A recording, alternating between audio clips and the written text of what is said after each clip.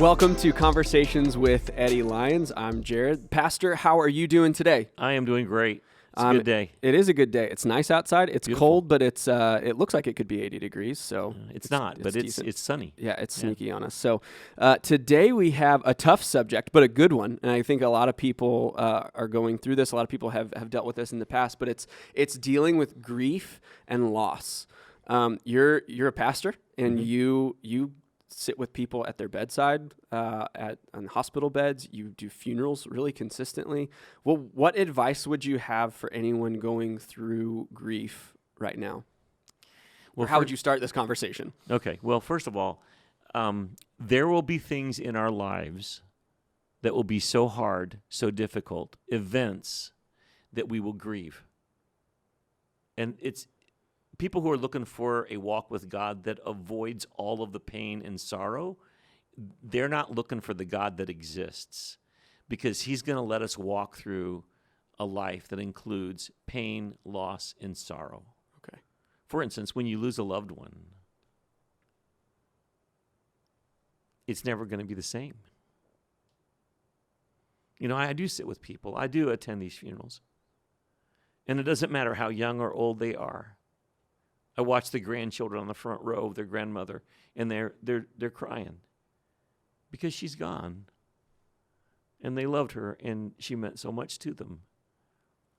And honestly, the truth is, you can't rescue people from that. In Romans, it says that we should rejoice with those who rejoice and weep with those who weep. I think sometimes people want to okay, let's get past the grief. Let's make everybody feel good. You know what? You can't. Yeah. You just need to go sit with them in their grief. So you sit with them in their grief. What does that look like? Because I feel like you said that there's a tendency to want to move on from it. I'm someone who wants to break the tension. I want everybody to kind of be okay. And what do you do to get past that need to make everything okay? Because I've also seen how I want to just have the right words. What advice would you have for somebody who's maybe just with someone who's going through grief, who's a friend to someone who's lost a loved one or lost a dream or lost a relationship or something that someone needs to grieve? And how do you grieve with those who are grieving? What would you say that looks like? Well, I think first of all, you can't take it away. Don't run away from them. Yeah. Go sit with them. Your silent presence in the middle of one of the most difficult seasons of their life is a gift. You can't solve it or fix it, but you can be there with them. And you know what? Honestly, you say I sit with people who are going through tough times. I do. And if you're going to go sit with people who are grieving, you don't walk out of there unscathed. Yeah, you share some of that. You share it. I tell you, there are sometimes I walk out of a hospital after hearing a diagnosis and have been with the family, and it's not good, and it's going to get worse, and it's so hard. And I walk out, and my prayer sometimes is, God, wow, I don't know if I can keep doing this with so many families unless you help me out here, because this is just so bad. Yeah. And so I think that the issue is, don't run away from your friends who are in times of grief and sorrow. Don't feel like you need to take away their sorrow. You can't. Yeah. Just be there with them. Yeah. Cry with them. There's two examples in the Bible we were kind of talking about before this. Yeah. Talk about Job's friends. Okay. Well, Job, you talk about experiencing grief. Oh, my. In the book of Job, he loses not only all of his possessions and his wealth and his livelihood, but he loses all of his children. I don't know how you endure a grief like that. His friends come to visit him. And his friends are incredible counselors in the first part of Job, because they just sit with him. The Jewish have this custom that is, you just go and sit with those who are grieving. Yeah. And his friends were wonderful counselors until they opened their mouth. And then they made all kinds of mistakes. Yeah. everything went well until they thought maybe they could find the solution for Job. Yes. Because they said things like, can you look back and see if there's something that you did that may have upset God, or is there someone that you did something to? And Job was a righteous man. He didn't. It was not about that in that moment, and that's where their issue was. What else would you have to say to someone who's helping someone deal with grief? Because chances are someone out there is helping someone with grief. Well, Jared, you and I were just talking about how when you did a funeral recently and how you were so blessed to realize in John 11:35, the shortest verse in the Bible, that Jesus wept. I mean, share that. So I was doing a funeral, and the verse that I kind of landed on was to do when Lazarus died. He was a friend of Jesus. He knew Mary and all these people that were close to Jesus, and they're asking Jesus to come and help Lazarus when he's sick. And he waits, which is an interesting thing. He shows up after Lazarus has already died. And to fast forward and to skip the middle, Jesus brings him back to life. Like, that's the end of this story. But in the middle, when Jesus shows up and he's dead and people are upset and people are going, if only you'd shown up when he was still alive, you could have done something. He doesn't go, all right, watch this. This is going to blow your mind. Like, if I had this power, I would be walking around pointing fingers at things that I could fix all the time. But instead, Jesus sees people that are grieving, and that shortest verse in the Bible, Jesus wept. Yeah.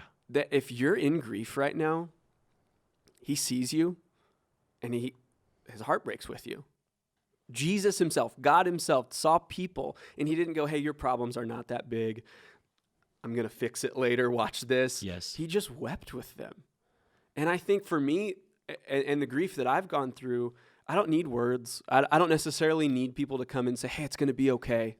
You're going to get past it. God works all things out for those who love. Those are good words, and those are true words. But it's not helping me in that moment, and I need someone who will sit with me. Yeah. Cry with me. Yeah. In that moment. Pastor, talk about some of the grief that you have dealt with in your life, if you would share. I remember Cindy and I, we have 5 children, and we lost 2 little baby boys. Mm-hmm. They were born at about 6 months. So they were fully formed, but they died in the womb. And I remember the first one, we took her to the doctor, and the doctor had this funny look in his eye, and he says, I don't hear a heartbeat. What does that mean, doctor? That means your baby has died in the womb. So go home, and we'll wait for the labor to begin. Oh, that was so hard. As we're walking around, and people will say to Cindy, so when's your baby due? Yeah. And, there are no words to answer that question. Yeah. And then the baby was born. It was labor and delivery. But you don't get to take him home because he's gone. And then a few years later, the same month, January, was the month of January, we had another baby boy born, and it was stillbirth again. And there are no words. I mean, it's just like, wow, this just all hurts all the way around. And we moved on. We named the babies. Mm-hmm. I bought Cindy a piece of jewelry to remember them. But then I guess another kind of grief happened when my son, James, he's the last child we have, was born. Mm-hmm. And the doctor came in and said, we need to talk about something. And I'll never forget that moment. It was so heavy. I think your baby has Down syndrome. And I didn't know much about Down syndrome. I didn't know much about that at all. And I just remember experiencing a grief. The vision that we had was a healthy baby boy that would grow up, and we would watch him do many things. And then now that's gone, because, this little guy's going to have all kinds of struggles. And honestly, our life's never going to be the same. And I remember how sad I was. I was sad for my son. I was trying to put it all together. I was mad at God. I struggled so much for 9 months. I was in a bad spot. Why, God? You can raise the dead. You can heal the sick. Why don't you just heal this baby boy? Yeah. And then finally one day, it is probably one of the most profound experiences I've ever had in my life. I was all by myself walking in a place that was a subdivision with no houses. And as I'm walking and praying, and most of my praying for 9 months had been complaining and telling God that you've made a mistake here. Yeah. This isn't right. I don't like this. And in a very amazing way where, when I say I heard from the Lord, I didn't hear words. Sure. But in my spirit, God dropped some thoughts that exploded. The first thought was, Eddie, I'm God and you're not. If I choose to give a baby like this to someone, I don't have to ask permission, and I don't have to give you an explanation. Your choice is either to continue to raise clenched fists in anger toward me or open palms in surrender and get the help you're going to need, because you're going to need my help. Wow. I honestly, I melted into just a moment of tearful repentance all by myself. And I said, okay, God, I'm going to stop fighting. I'm going to stop begging you to fix this and reverse this. It was the most freeing moment because I guess in some ways, I, in that moment, accepted the fact that I wasn't God and I wasn't in charge of the world and I wasn't in charge of my future and I have no idea what's going to happen. But it's okay. Because he does. Wow. So my rebellion turned to trust. And then it's true, my life was never the same, still not the same. Yeah. But it's not bad. Yeah. Because my little guy is the joy of my life. You know what? He contributes more than he will ever actually know. Yeah. So after that experience, I found myself having a more personal sense that when people are in trouble, problems, difficulties, it's not my role as a pastor or as a friend to fix anything. Hey, let me just pray with you. I'll be here with you. Yeah. And the Lord rescued me. Wow. That's incredible. So what did you learn about grief? Because I think most people, myself included, I want to minimize the grief in my life. I want to find a way that I can keep grief far away. So how did that change your view of grief in relation to God?